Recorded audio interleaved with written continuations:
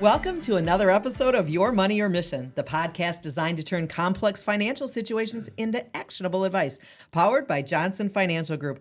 I'm your host, Kelly Mould, and today we're diving into a topic that is both exciting and challenging, financial planning for new parents and how to navigate that first year.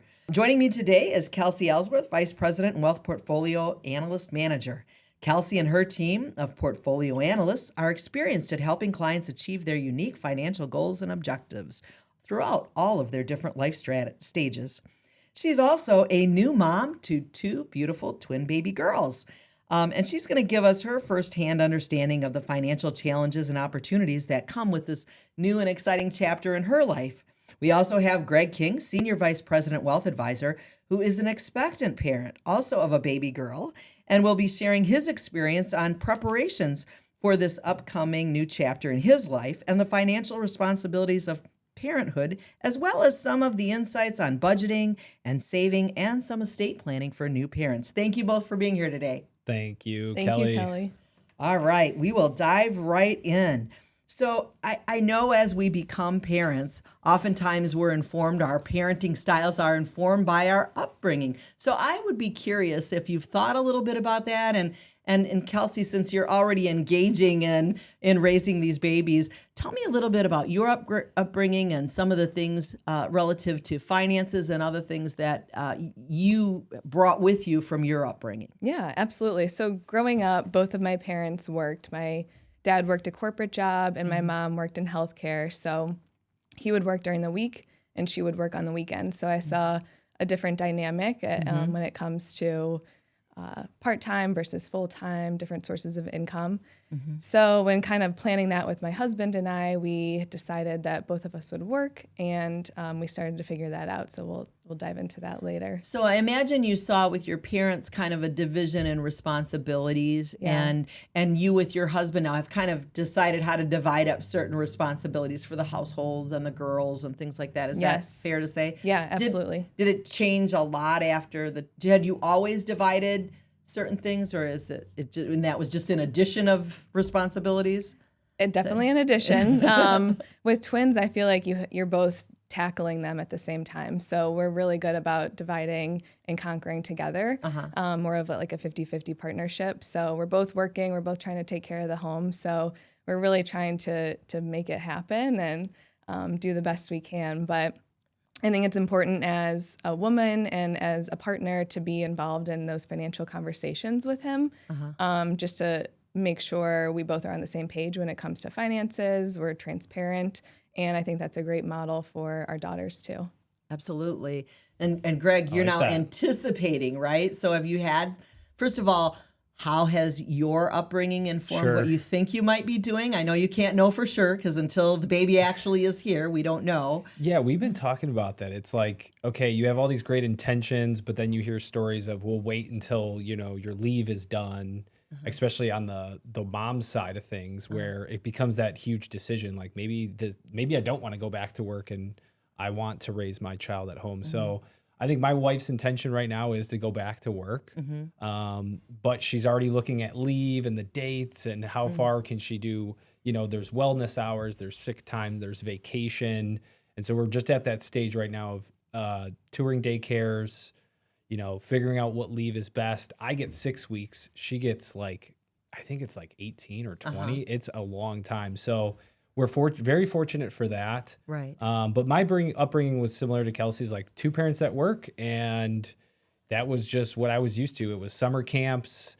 Grandpa picked me up from school. They would have a home-cooked meal for my parents even. Like that's like the ultimate grandma of, hey, we'll take care of things, and then you guys get in at 6 to grab the kids. And so I was very fortunate for that. Yeah, and it's interesting you bring that up because as we move into how things are different today, in the past, it was much more common for families to live near extended families so that you'd have help with the child care, help with meals, help with those kinds of tasks to make it easier for the family. And today I know the research shows that there are far fewer cases where the new family lives near extended family and can provide some of that support. So that's really different.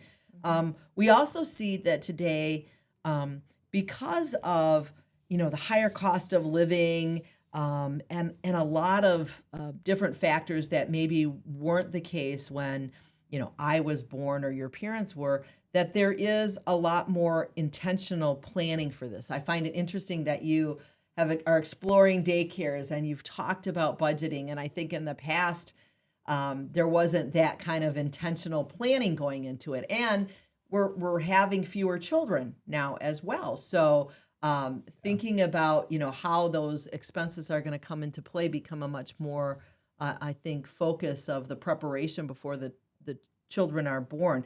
Have you thought about that in terms of your style and how it differs from maybe the other generations? Yeah, I think just the cost of childcare and college alone are Huge, two differences. Right? Yeah, so planning for that ahead of time. On average, the cost of an infant daycare is $350 a week. So that's significant. Just coming up with that money is really challenging for a lot of people. And college has risen 5.6% per year since the early 80s, which is crazy. So just planning for that, thinking ahead, and getting all your ducks in a row before the baby comes. That's what we did.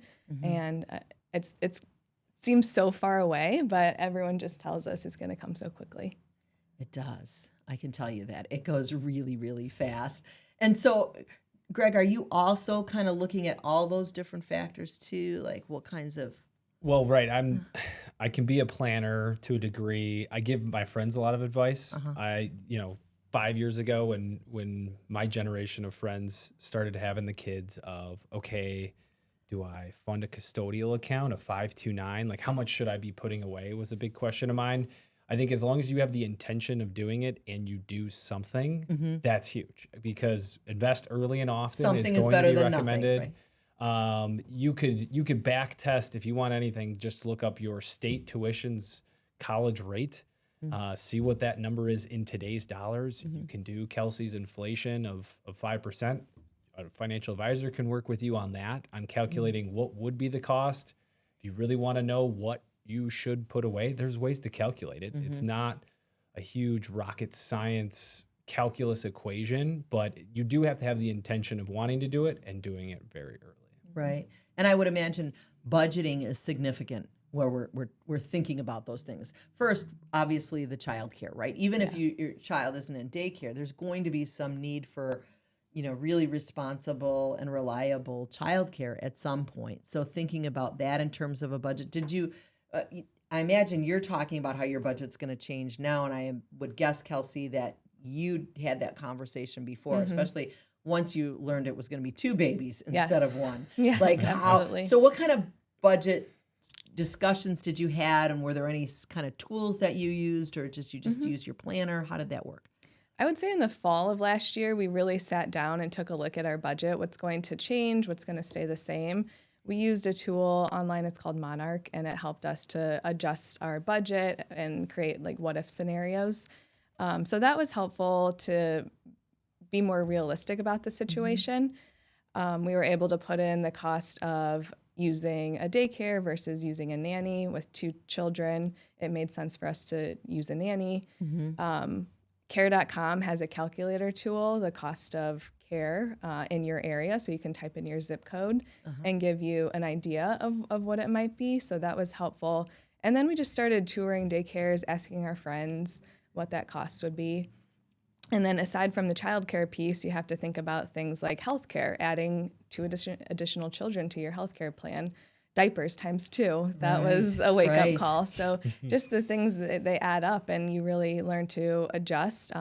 Before kids, we traveled a lot. We liked to cook at home and create elaborate meals, but now we don't have the time. So the travel budget has gone down, and the order out, takeout budget has gone up. So just adjusting those things. And now post-baby, they're about 5 months old now. I feel like we're just more realistic about it. And I think now it's time to adjust even more because things have changed again, and they will continue to do so. Yeah. And so I imagine in your budgeting, you also talked about some of the things that babies need. And I know we had a brief conversation about this, and maybe this will be helpful for you, Greg, as well. In the beginning, we think we need everything, right? And we find out that they grow out of things, or that some of the bells and whistles are kind of more trouble than they're worth? Yes. Do you have any of those epiphanies?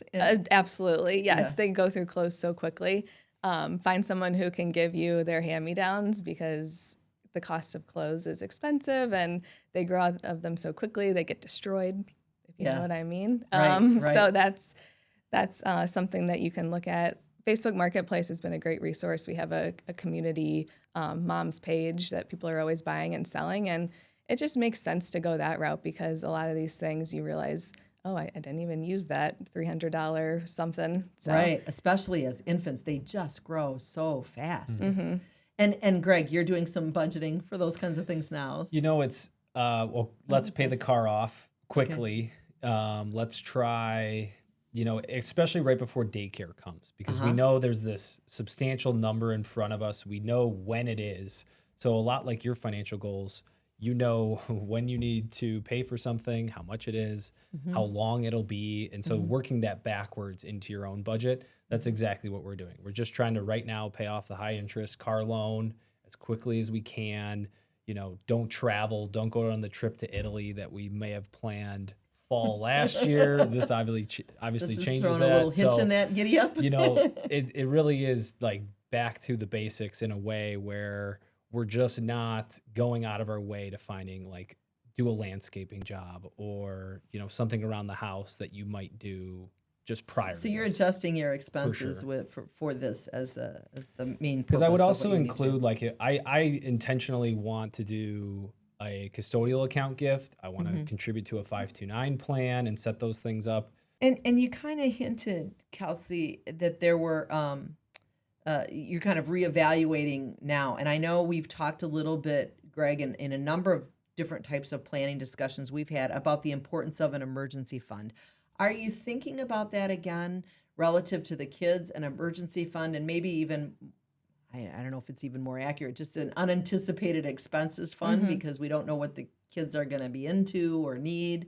Is that something you've thought about in addition to 529s or college plans, those kinds of things? Definitely. We have an emergency fund. I would say we recommend 3 to 6 months worth of emergency funds, and we keep it in a high yield savings account just to earn a little bit more. But you do find there's a lot of unexpected costs that come up, whether it's late night Amazon orders that you need the next day or healthcare costs that you're not anticipating. I think it's important to remember to set aside some cash and make sure you have it readily available. And Greg, doing something I think similar? the one thing that comes to my mind is your expenses obviously go up, and knowing that you should have 3 to 6 months worth. If that old number was 15,000 in your emergency savings, now is going to be 20 to 25 right off the bat. So you should already be preparing for that extra. And then the other kicker is, what if one of you does not work and you become a homemaker for a period of time, let's say 4 years, instead of 3 months of an emergency fund in income, now you need at least 6 is the general rule of thumb. So if there's only one earner in the household, you want to reserve even more just in case there's something traumatic that happens. You could lose your job. You could become disabled, and all those risks that you need to help prepare yourself for. But it's mainly there to be prepared for losing your job. Right. You have 6 months to find a new one and cover everything that you would. So 6 months of daycare plus everything else that's in that you would need to keep things afloat. And interesting, you talk about emergencies, and part of that also is examining insurance policies. Not just the healthcare, which of course you've got to add the kids to and think about those expenses, but God forbid, things that might happen to one or both of you relative to making sure that the kids can continue on. So have you thought about insurance?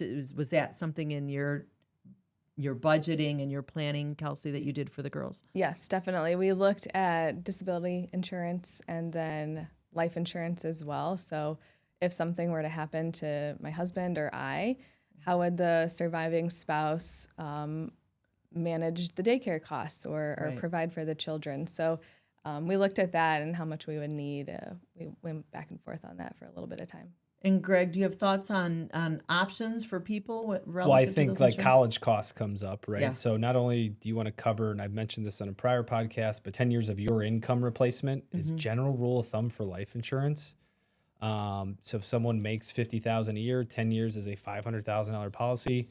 Add on your debt, like mortgage. If you owe $250,000 on your house, there's that. And then the last being college. So for Kelsey having 2 of those college bills or future bills, she should be already pre-planning that if something were to happen to either one of them, that college is covered as well. I mean, that's just a great way. Life insurance is generally pretty cheap. Yeah, You know, and to get insurance agents will help 500,000 you. more, Right. I think is extremely doable from a budget standpoint.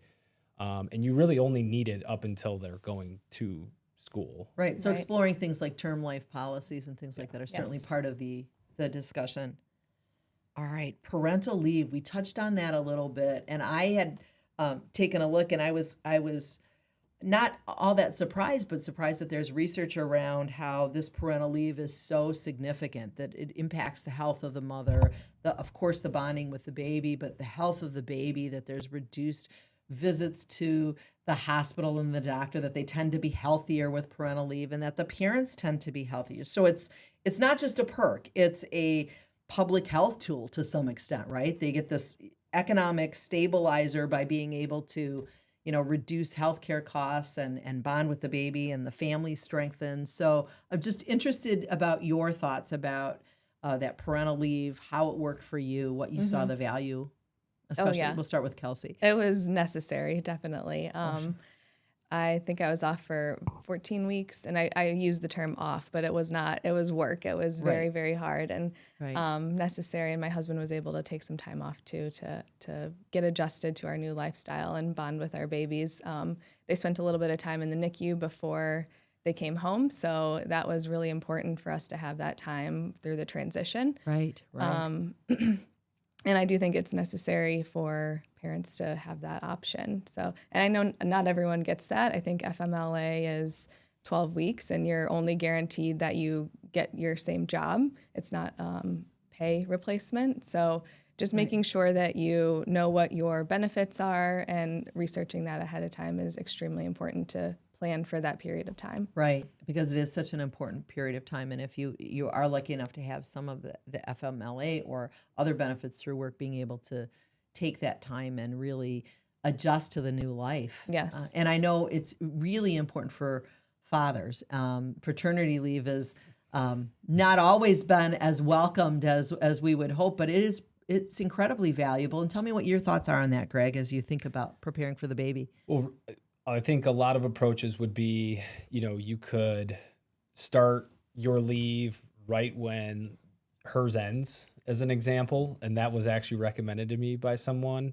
And I thought, there's no chance. I mean, I'm going to be there from the start. I get 6 weeks myself. So I guess my initial plan is to get 4 weeks off and spend that initial 4 weeks with the baby and my wife, and then come back for a couple weeks and then take another 2 when we kind of see fit. So I think I'll manage that, as we go, but that's my general thought with it. My other point I was going to make is if there is a higher earner between the two too, like with leave, that affects income, right? If you're on a commissionable job, I think that becomes extremely challenging where you're in a position where you have to take care of someone, but also you have to take care of the finances and the family, and that can be extremely hard. Right. So all the to more do. important to try to plan as much as you can ahead of that, like you said, the emergency fund, so that you have that flexibility. For sure. I mean, that's a great point. It's like almost right when is the exact moment in when you should start planning for all of this. Right. Which is, it's a lot, Not always because when happens. you just You're like, okay, let's just get to the first doctor visit. Right. Yes. Right. There's a lot to think about, right? Make sure there's a heartbeat. So yeah. Right, and that everything is going well, and then occasionally you get news like, oh, there's 2, and so that changes Everything the discussion. changes, yes. Right. But it's interesting you talk about like this financial piece is such an important piece, because I imagine that discussion about having time off, what the impact is to your job. Like you just talked about the most immediate, which was like if you're a commission earner, things are going to be impacted by you not being able to be at the job. But even more long term, if you need to be there to care for a longer period of term, does that slow down your career trajectory? Or maybe when you're looking at incomes and you're looking at the cost of care, does it make sense for someone to stay home? I think that's a really complex discussion. A lot goes into that. And I would imagine you both had an opportunity to think about that. So either one of you, Greg? I have friends that, Okay. I mean, many wives stay at home, and it just, it made the most sense, really, was what that came down to. I think it might be an opportunity for some of my friends to possibly go out and do more work, for example, and maybe earn even more. Might require more travel, for example. So there's a lot on their wives, and I know that they're all warriors and champions. One has Right. twins and then had another a couple of years later. So having that, adding another addition like within the next year was a really big challenge. So one has that's the at least what burden, I've the entire observed. economic burden, and one has a pretty significant family responsibility. So you really have a strong partnership to be able to do that. In your friend situation, was there a discussion of maybe them not working for a period of time and going back into the workforce, or is that not really part of the equation? You never know, but Yeah. we obviously meet with a lot of clients, and that older generation, there was a lot of that. It was the typical homemaker, husband stayed goes to out of the work. workforce for the whole. But then that changed quite a bit. So where we're seeing 2 people retire with substantial wealth, I think it'll be a mix, right? I think when kids go back to school naturally, when that's taken care of, the true day-to-day, Yeah, absolutely. certainly. I think it's all just personal preference at that point. Yeah, there's no cookie cutter scenario. You really have to examine what's right for you and your family. Right. And the example of my parents, my mom was able to work part-time. There was no part-time penalty in the healthcare. There generally is not in the healthcare field. So you have to look at what type of jobs each parent has, and does it make sense for one to go part-time or one to stay at home. It's not just a matter of, does my salary cover the childcare? Right. There's more in that discussion. And I know you have decided to return to work. Yes. Which we were delighted about, but I can only imagine had to be really difficult too, right? The 2 babies. And so what advice do you have for someone who said, yeah, I want to do this, but how do you make that transition? And yeah, it was really difficult to picture my day getting out the door in the morning. So for us, having someone at home helping out made sense with the 2 babies. And I think just making sure you have a support system around you. Our family is nearby. My parents live out of town, but I'm always sending them Zillow homes for sale. So maybe that they can maybe move someday. here. Yeah. But I think just trying to plan ahead of time, make sure you have the support system. It's really crucial for laying the groundwork and me feeling comfortable leaving them and coming back to work. Right. And giving yourself, I would imagine, some grace, right? Yes. It's an adjustment in the beginning to be able to do all of that. Yeah, absolutely. And my coworkers and my manager have been awesome about understanding, you've been there, many people have been there before. So giving some flexibility and just communicating, I think, is really important. Yes, absolutely. So childcare, we've touched on it before. I understand from some of the employees here and from some of our clients that childcare is not as easy to obtain as it used to be. In addition just to the sometimes prohibitive cost, that childcare availability has become more strained. There are long waiting lists. So I know you said you've been interviewing or taking a look at childcare. There was places. actually a great call that we got on for a place near us that opened my eyes completely. For one, if you go from 5 days down to 4, it's not a massive discount. It was one thing I learned. So, going the full 5, I think generally is what at least when I'm looking at the term sheets or whatever they're called. The other thing I noticed was the wait lists, of course, 6 months out, how far out they plan for these things. And it's like, at what point when you time up the leave and when they might need to start, that's a whole challenge. Right. Because they want to know you're in the March, let's say, class. And they limit how many infants, right, in each daycare. And I think it's 1 to 4. They gave preference, like if your other children have been there. So this is like your 3rd child, same daycare, that child for sure has the opportunity to be in that a open part of that. spot. Yeah. And like that's the priority list that they probably work backwards on. So that was just a few quick things. Yeah, and I would imagine things like learned. location and like when you're looking at childcare, you don't want to have to be chasing, hours after work or having to get the children up before the sun to get them to daycare. And so those locations and then feeling comfortable with the facility. Mm-hmm. And yeah, I didn't go on many tours. Did you actually? We did, yes. They're all very different. So it Yeah. daycare to daycare. Some wait lists were up to 10 months. So you really have to plan ahead. The costs are wild, but location is important too because you think about your commute after work. It needs to make sense. right. I do recall that when my children were younger, that the stress of going to work and then going to the daycare and then going up to the 3 different floors and grabbing all the macaroni noodle necklaces and all the artwork and everything and loading it in the car. And it could really extend the time before you had to get home and you're already tired and the kids want to eat. And so it can be really a challenging thing. They do report cards now too. Yeah, Oh, they yeah. One of do. our friends had Everything's had online. Yes. one report card to read. Yeah, and there's So- always notes to go through.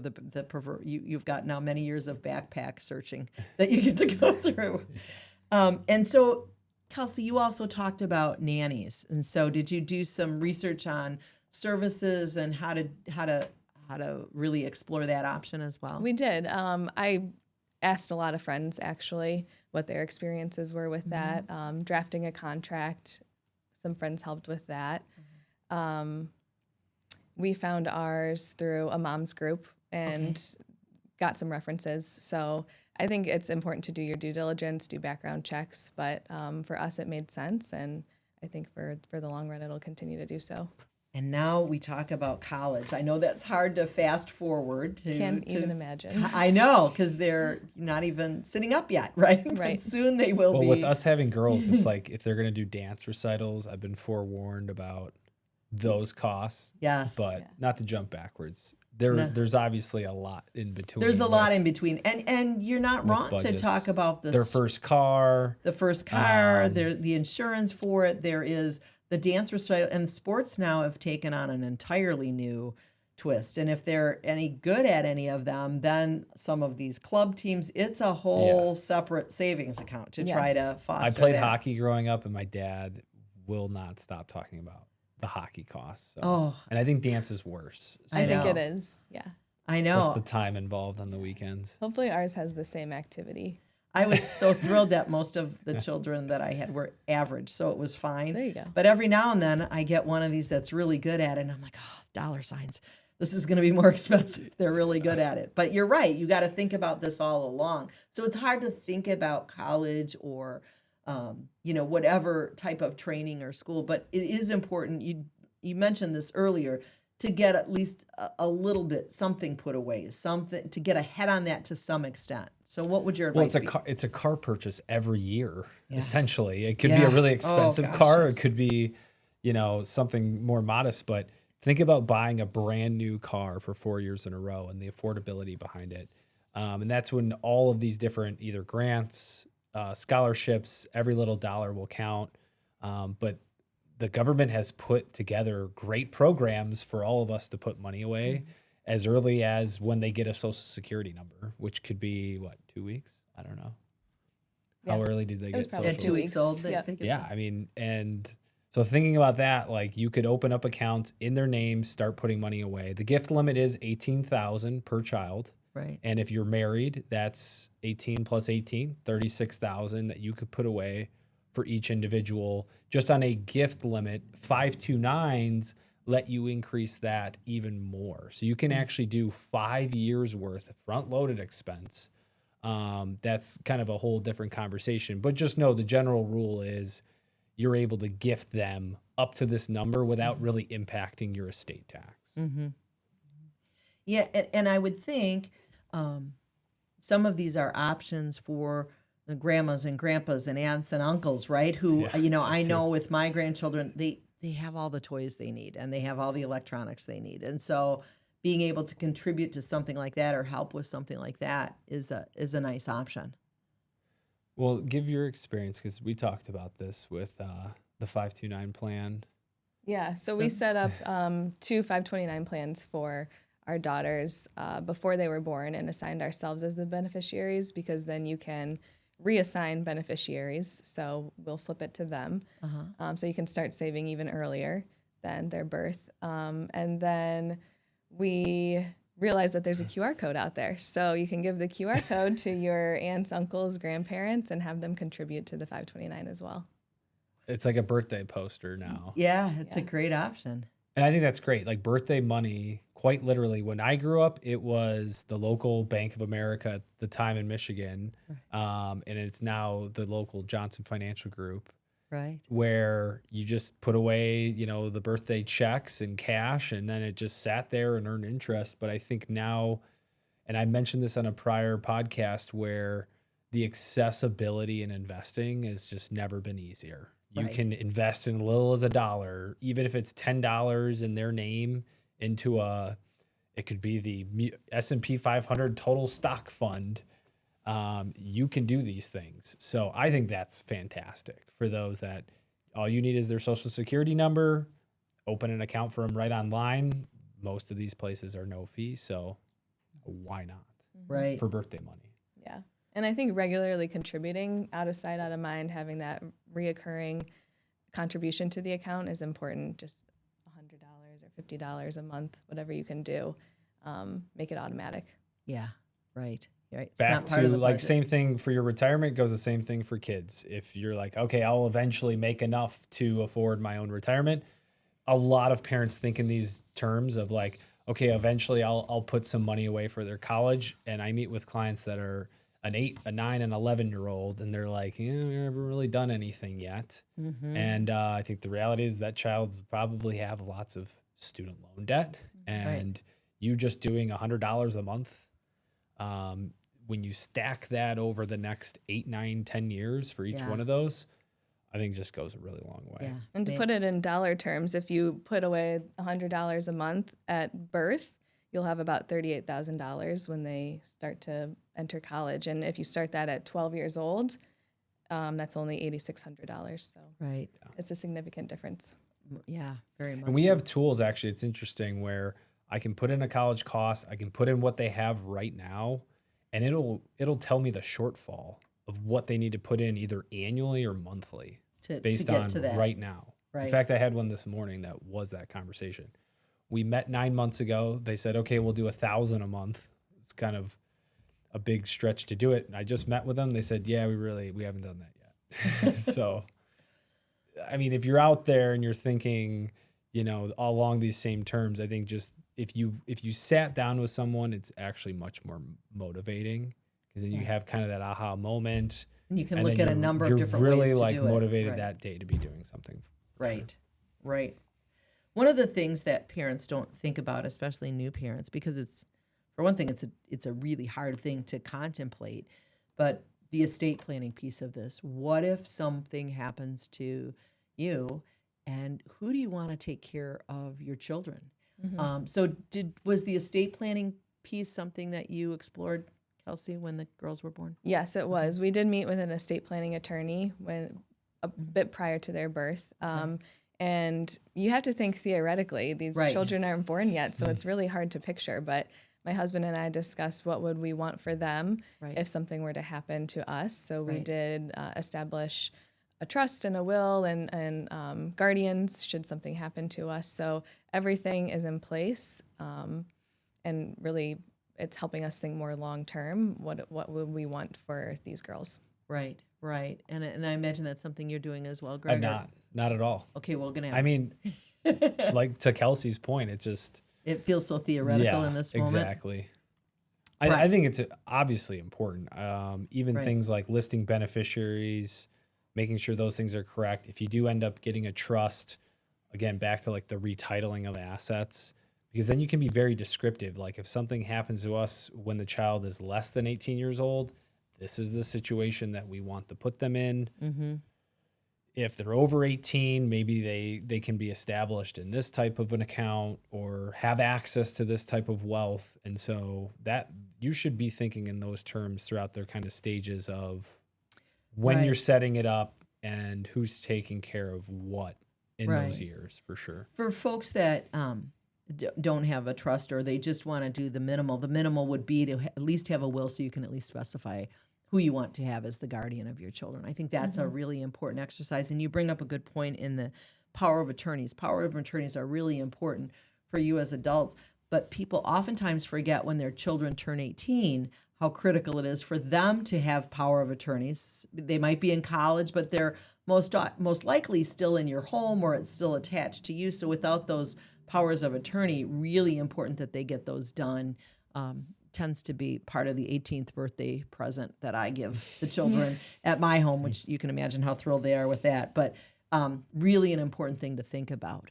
And you're right, Greg, as you talk about the trust, how important it is to have when you have a trust, you have so much more flexibility in terms of how you want things distributed, and a little bit more control long term to make sure that it's not a windfall at maybe a too young age. And for those that don't understand, it would be, let's say husband, wife are trustees on a trust, and the ultimate benefit is for everything to go 50-50 to their two kids. Well, if they're below a certain age, it's, if something were to happen to both of you, who's taking care of that account if they're 12 years old and 10 years old? Right. And so you likely would name your favorite brother or a sibling, or it could be a parent, it could be a corporate an uncle, trustee, or it could be a corporate trustee. Exactly. Right. And so naming that either institution or individual to then take care of the assets is exactly what you're intending to do. Right. And thinking about, who will be best to kind of emulate the lifestyle you wanted your children to grow up in, and then who would have the responsibility for the funds and managing all of that. Sometimes can be different people, but important to think that through and make sure your estate planning reflects that.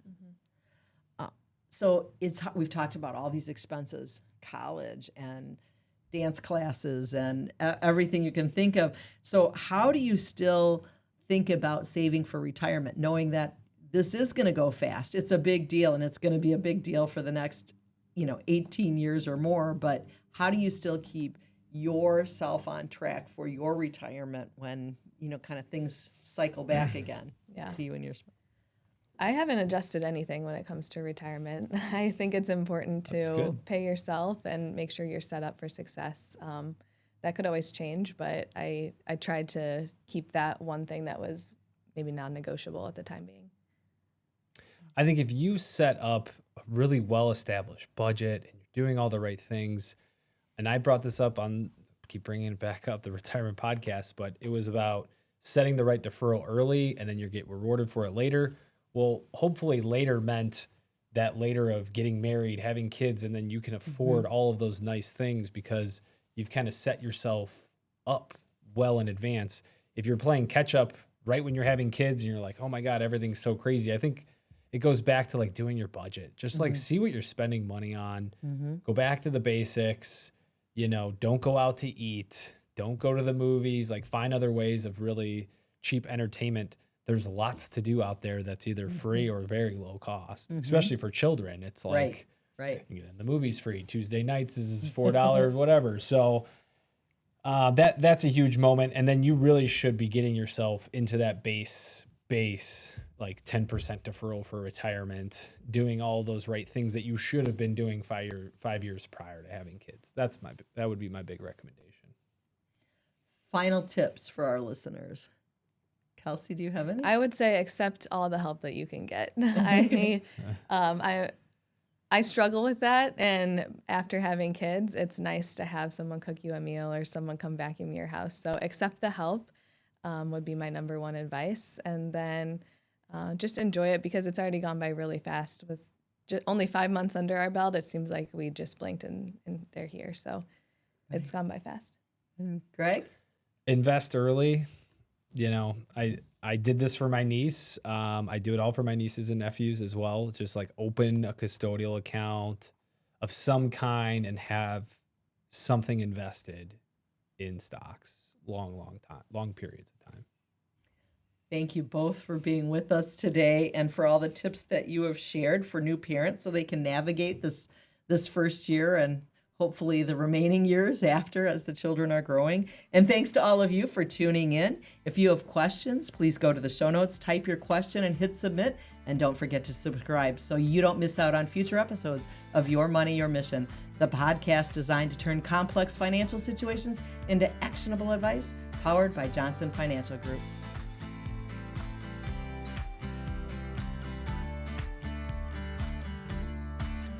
This podcast is not a recommendation to buy or sell any investment or financial products. Whether a particular investment or financial solution is right for you depends on the facts of your particular situation. Please consult your own professional advisor prior to taking a action based on the content of this podcast.